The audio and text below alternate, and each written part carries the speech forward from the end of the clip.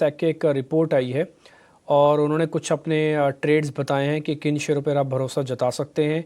ये रिपोर्ट समझना बहुत ज़रूरी है। अंश भिलवर हमारे साथ जुड़ रहे हैं, आपको बताएंगे वो रिपोर्ट्स के बारे में। अंश, बताएं आप। बिल्कुल, तो ये गोल्डमैन सैक्स की रिपोर्ट है और इस रिपोर्ट में लगभग 9 स्टॉक्स दिए हैं अगले 12 महीने में अच्छे चल सकते हैं। सबसे पहले स्टॉक्स बता देता कौन से है। HDFC बैंक टारगेट प्राइस यहाँ पे 2090 का दिया है। EU small finance bank 796, M&M 3800, Indigo, Adani port, power grid, Apollo hospital, Titan और GCPL जैसे स्टॉक्स है जो इस लिस्ट में शामिल है।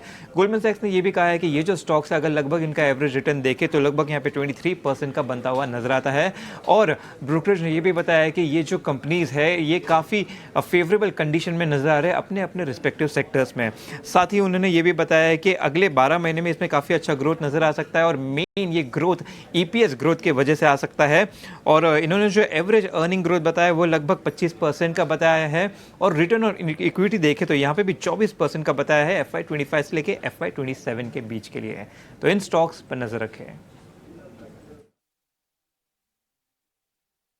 सारे इनकी रीजनिंग दी है अंश कि खाली सिर्फ स्टॉक्स के नाम ही है, इनके पीछे एक एक लाइन का रीज़न है क्या? नहीं, एक एक स्टॉक्स के रीज़न नहीं है, बट ओवरऑल मिला के एवरेज रिटर्न और एवरेज कितना EPS ग्रोथ है वो बताया है जो अभी हमने डिस्कस किया है। ठीक है, बहुत शुक्रिया, थैंक यू वेरी मच। सारे के सारे स्टॉक्स के नाम बताने के लिए। रिपोर्ट है, रिपोर्ट के पीछे के जो स्टॉक्स हैं वो लिस्ट हमने आपके सामने शेयर कर दी। फोटो खींच लीजिए, लिख लीजिए, जैसे आपको ठीक बने वैसे देखिए। ये स्क्रीन पर आपको दिख रहे हैं। इसमें से एक शेयर में और पता कर लेता हूँ, पावर ग्रिड। इस पर क्या करना चाहिए नरेश भाई? एक बार जरा पावर ग्रिड चेक करेंगे आप। तो अच्छा स्ट्रॉन्ग रिकवरी आ चुका है स्टॉक में लोस से, और थोड़ा यहाँ पे पॉज आना चाहिए क्योंकि जो लास्ट ब्रेकडाउन या सपोर्ट लेवल था वो 300-305 का था।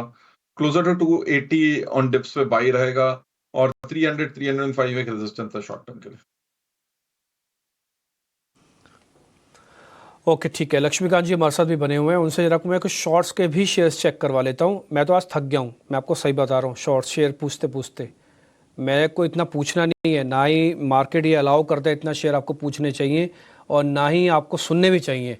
तो इसलिए मैं कोशिश कर रहा हूँ अपने रिसर्चर्स को, अपने रिपोर्टर्स को बार बार कोई ना कोई खबर लेके आने के लिए, क्योंकि ये जो बाज़ार है ना, इस समय आप जितना शेयर पूछेंगे उतना कन्फ्यूजन होएगा। आप कम से कम शेयर्स बताएं और कम से कम शेयर्स पूछें।